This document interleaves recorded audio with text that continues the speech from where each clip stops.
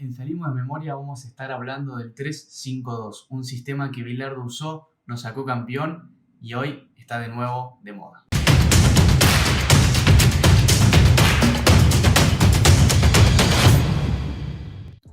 Dependiendo de las características de los jugadores y las funciones que le dé el técnico, el 3-5-2 puede ser un sistema muy ofensivo o muy defensivo. Generalmente se opta cuando no hay buenos laterales, pero sí hay una gran cantidad de defensores centrales que tienen buen manejo de pelota y mediocampistas también. O sea, tenés que tener buenos defensores, buenos mediocampistas en técnica y en cantidad. Por lo general es la combinación, el sistema, la combinación perfecta entre defensivo y ofensivo dependiendo la situación del partido, pues te permite defender con una línea de 5 y a la vez atacar con dos delanteros más dos mediocampistas o un carrilero o siempre un futbolista se debería de unir al ataque. Vamos a empezar por los requisitos que deben tener los futbolistas o cumplir para que funcione este sistema o que al menos deben tener para pensar en utilizar este sistema. Lo primero son los defensores centrales, una línea de 3, es decir, que tienen que sentirse cómodos funcionando como 3 personas, visto que lo normal, por así decirlo, en el fútbol es que sea una dupla, que sean 2 defensores centrales, ahora van a ser 3.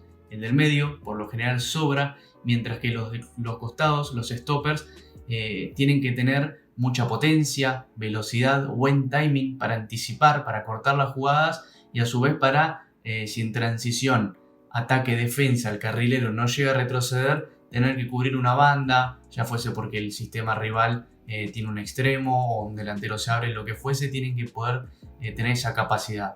Ya de por sí, los 3 tienen que ser buenos con la pelota, tienen que tener una técnica que les facilite a tener una salida limpia de balón, ya fuese para un pase con 1 o 2 toques o bueno, ganar terreno con conducciones largas o cortas. La siguiente posición de la que vamos a hablar son los carrileros, claramente uno por banda, y lo principal es que tienen que tener esa energía y ese físico que les permita un desgaste importante porque van a hacer un ida y vuelta constante, son los dueños de las bandas, tienen que ser muy firmes en el 1-1, defensivamente y ofensivamente también, constantemente en la construcción del juego estar dándole apoyos a los mediocampistas, a los defensores, ya fuese para jugar en corto o profundizar la jugada, ¿no? Buscar los espacios y demás. Obviamente, como la mayoría también de los laterales, tienen que ser buenos centradores. Pasamos ahora sí al medio campo. Los requisitos que deben tener los mediocampistas, para mí, la parte más importante del fútbol es el medio campo y en este sistema también lo es. Tienen que ser los futbolistas más completos, lectura de juego ofensiva y defensiva. ¿Por qué? En defensa tienen que cubrirle la espalda a los carrileros. Muchas veces si el stopper no puede salir tan lejos o no puede pues ya está marcando a alguien. Si el stopper sale lejos son ellos los que tienen que hacer el relevo e ir a ocupar la posición de defensor central. Entonces siempre le tienen que estar dando equilibrio para cuando falta ritmo quizás en las transiciones. Y en la ofensiva generalmente 1 o 2 futbolistas son los que se encargan de esto, que es ayudar al poderío ofensivo. Meter goles, pases gol, construcción en la jugada, mucha actividad por parte de todos, porque tienen que tener mucho repliegue, cubrir varias zonas en el campo. Como les digo, si bien hay uno más ofensivo, uno más defensivo, el tercero puede ser dependiendo del partido o la estructura del equipo, pero por lo general es un poquito de los dos, ayuda en la zona defensiva y en la ofensiva. El mediocampo tiene que ser muy completo en lo que es técnica y físico. Ahora sí, pasamos a los últimos requisitos que deben tener los jugadores, los delanteros. Espero que los que les gusta el Football Manager estén tomando nota porque estoy tirando todo. Los delanteros tienen que tener mucha buena velocidad y lectura de espacios, comprender siempre cuándo ir, cuándo venir. Generalmente son 2, en el que uno se queda luchando con los centrales, por así decirlo, los fija, mientras que el otro sale, participa un poco más de la jugada, y el famoso no salir y entrar, sale, participa, como los centrales se fijan en el otro delantero, entra en soledad a la zona definitoria, y obviamente la dupla, los dos tienen que ser goleadores, como la mayoría, por no decir todos de los equipos, tienen que meter varios goles, esa capacidad de que toda pelota que tienen en el área termina en gol. Una de las fortalezas que te puede dar usar este sistema es la solidez defensiva, ¿no? Al replegarse en una transición, si llega a ser efectiva, estarías defendiéndote con 5 personas en la línea más baja que puede tener el campo. Entonces, si bien habría poca basculación, la cantidad de espacios que están siendo ocupados por jugadores propios es muy buena y eso te garantiza una buena solidez defensiva. A su vez, hay muchos jugadores ocupando zonas dentro de los carriles internos. Para que se tenga un parámetro, un carril interno es más o menos el ancho del área grande, pero recorre de arco a arco, ¿se entiende, no? Entonces, en ese espacio hay una cantidad de gente, de jugadores propios, y que es la zona más débil, es decir, la que si vos querés atacar, uno se sabe que lo primordial es que no te ataquen por adentro, por los carriles interiores. Al haber cantidad de gente, también ganás solidez defensiva de ese aporte. Después, teniendo 3 defensores y 5 jugadores en la mitad de la cancha, porque los carriles tomarían altura, tenés una buena disposición para que haya líneas y opciones de pase. Obviamente siempre tiene que haber movimientos y demás, pero la salida en teoría debería ser simple en cuanto a eso.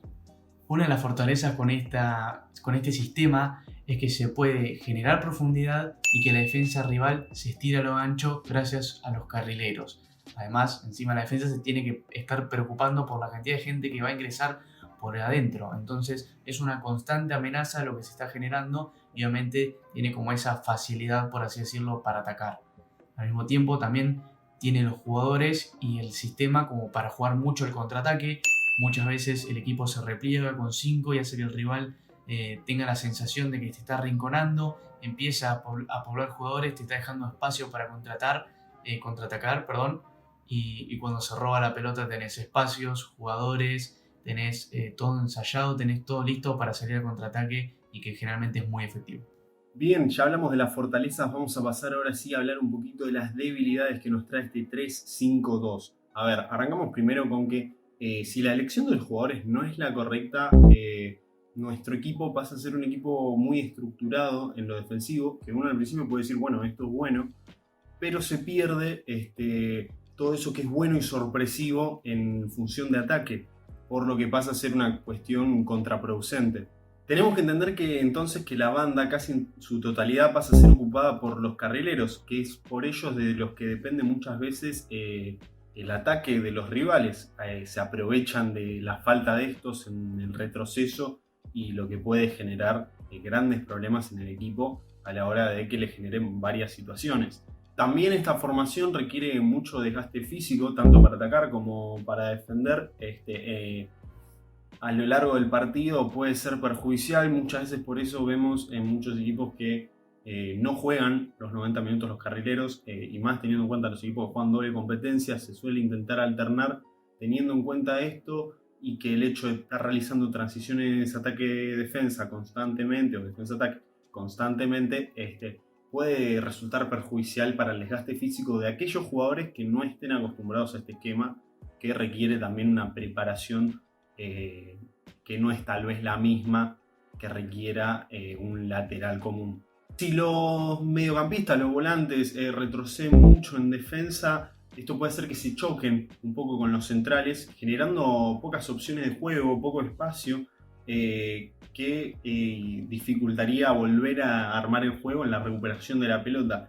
Esto también invita a que el rival te presione más rápidamente y pierdas la pelota muy rápido, ni bien la recuperás. La comprensión táctica y estratégica de los jugadores tiene que ser muy buena, tienen que estar muy despiertos a la hora de realizar las diferentes jugadas y saber bien sus posiciones. Realmente hay que tener un buen comprendimiento táctico y tiene que haber un entrenador, para mí, que sepa llevar eso a sus jugadores. Por último, no es una debilidad, pero cabe aclarar también que con esta información se puede fortalecer, tanto de las fortalezas como de las debilidades, se puede fortalecer la distribución del campo al hacerla de una forma más equitativa, donde la creación del juego pasa mucho por los jugadores del centro y en la profundidad, y definiciones donde participan más los carrileros y los delanteros.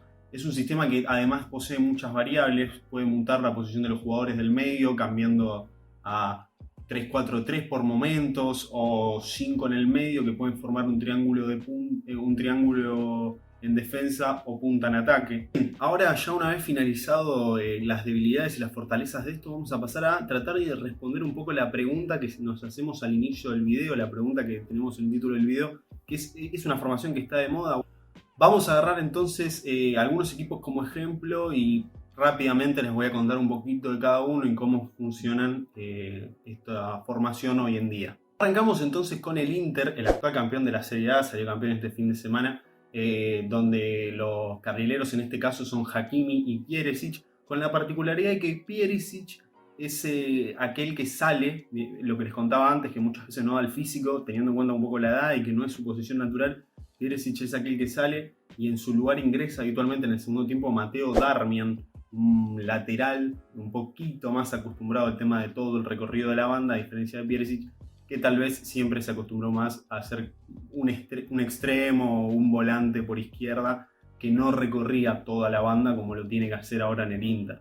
Es un equipo que tiene mucho la posesión del balón, es el equipo que más posesión del balón lleva en toda la Serie A. Tiene una buena capacidad para la contra de ambos carrileros, que además acompañan muy bien la jugada y asisten tanto para Lukaku o Lautaro Martínez. Un poco las estadísticas de estos carrileros: tenemos que Hakimi lleva 7 goles y 6 asistencias, Perisic 3 goles y 4 asistencias y Matteo Darmian 3 goles y 2 asistencias. También ha tenido su participación, por ejemplo, Danilo D'Ambrosio, pero hace una participación bastante menor por la que no la veíamos como necesaria incluir. Es más un suplente que ha jugado en algún partido por lesión o acumulación de amarillas de alguno de estos carrileros.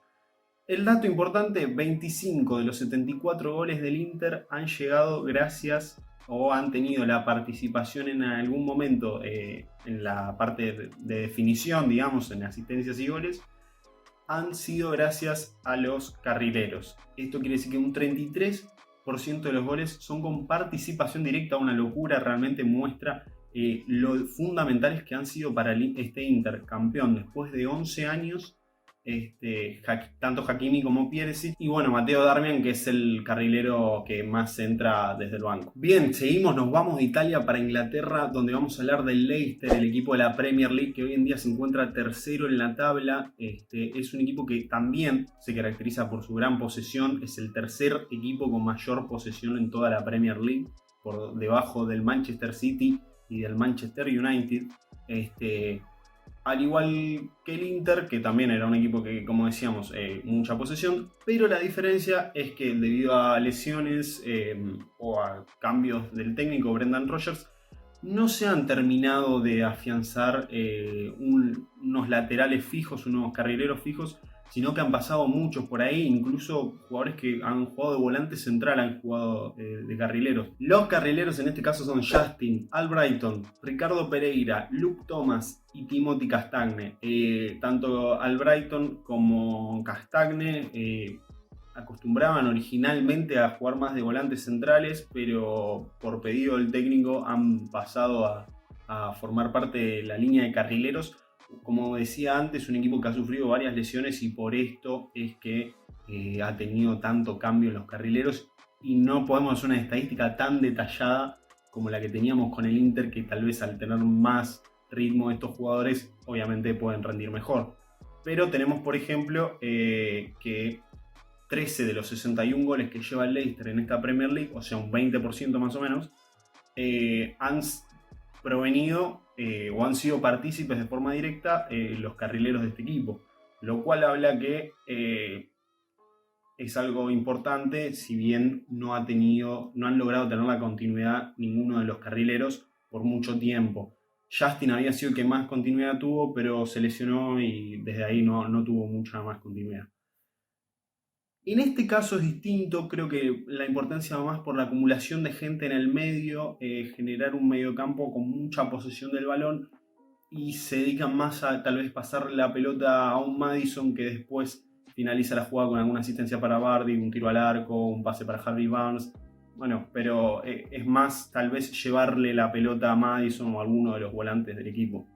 Y con el último caso nos venimos para el fútbol argentino, donde vamos a estar hablando de Colón de Santa Fe, el equipo que está primero en el grupo A de la Copa de la Liga Argentina, que ya se clasificó al playoff, a los cuartos de final en este caso, sus intérpretes en el equipo de Eduardo Domínguez son Gonzalo Escobar y Eric Mesa, que son carrileros que sí son más posicionales, tal vez sobre todo a diferencia de lo que hablamos antes, por ejemplo, de Hakimi y Pierisic, que tienden a meterse un poco más adentro del área, encarar para adentro. No es tanto el caso. Si uno ve el mapa de calor de ambos jugadores, te das cuenta que prácticamente recorren las bandas, son más fijos y más lineales a la hora de jugar. El equipo de Domínguez arrancó como un 5-3-2, pero hoy por hoy, debido a las características de estos jugadores, es más un 5-2-3. En este equipo, como decía, los carrileros también ayudan más al movimiento de la pelota, a la circulación del juego, pero a diferencia de lo que veíamos con Inter y con Leicester City, no es un equipo tan posicional. Si nos vamos a los números, es el 13º equipo con más posesión del balón en el torneo argentino en general, por lo que sería un equipo de mitad de tabla más o menos, teniendo en cuenta la cantidad de equipos, sí, mitad de tabla en la línea de los equipos con más posesión del balón. Por lo que podemos decir que es un equipo que es más directo y que se aboca más tal vez a los pases largos, que llegue una pelota para Castro, el Pulgar Rodríguez, y ellos se encargan de finalizar la jugada. Por último, nos queda uno más. Como decíamos, ¿es una formación de moda? ¿Es una formación que empezó ahora? No. Esta formación arrancó, o se cree que arrancó, o muchas veces se lo marca como el primer gran equipo que utilizó esta formación, la selección argentina de 1986, el equipo campeón, y ni siquiera lo usó en todos los partidos, pero quedó marcado en la historia como tal vez el primer gran equipo que la utilizó. Un líbero, 2 stoppers y los laterales volantes, como le decía Bilardo, porque justamente lo que decía el técnico de la selección argentina en ese momento era que decirles laterales o carrileros hacía que hables solamente de que vayan por el carril nada más, y que los condicionaba a jugar únicamente por ese sector. En cambio, lo que decía Bilardo era que tanto Olarticoechea como el Negro Enrique podían meterse y ayudar, como lo hace un volante, por todo el campo. El movimiento en este caso era diferente. Recién en el partido con Italia, fue donde Argentina desplegó esta formación y también su mejor juego, con el que llegó finalmente a la final del mundo y logró salir campeón el equipo. Un dato de color es que la selección argentina del 86, esta formación en particular y de esta selección, fue elegida dentro de las 10 tácticas del siglo XX. Para finalizar, entonces, no nos queda más que decir que, bueno, ¿es una formación de moda? No lo sabemos, realmente es una formación que siempre se utilizó, pero es verdad que hoy en día la estamos viendo en varios equipos, por lo que se podría decir que lo es. Y que realmente a muchos equipos le está funcionando muy bien. Como contamos, Inter, campeón de la Liga Italiana, el Leicester está tercero en la Premier League, con clasificación no asegurada, pero casi asegurándose una clasificación a Champions League, y con un Colón de Santa Fe con un gran trabajo de Eduardo Domínguez, que hoy lo vemos puntero del torneo y uno de los equipos que ya está clasificado para el playoff de la Copa de la Liga Argentina. Sin mucho más que agregar, les agradecemos por todo el apoyo. Realmente en estos últimos videos hemos visto un poquito más de apoyo y estamos muy agradecidos por eso también. Esperemos que este video también les guste, que sigamos por esta línea y que a ustedes les gusta lo que nosotros estamos haciendo, que le pueda llegar a más gente. Compártanlo, suscríbanse si les gusta, activen la campanita, que eso es fundamental para que les avise cuando subimos un video nuevo. Y sin mucho más que agregar, ahora sí, nos estamos viendo la próxima. Chau, chau.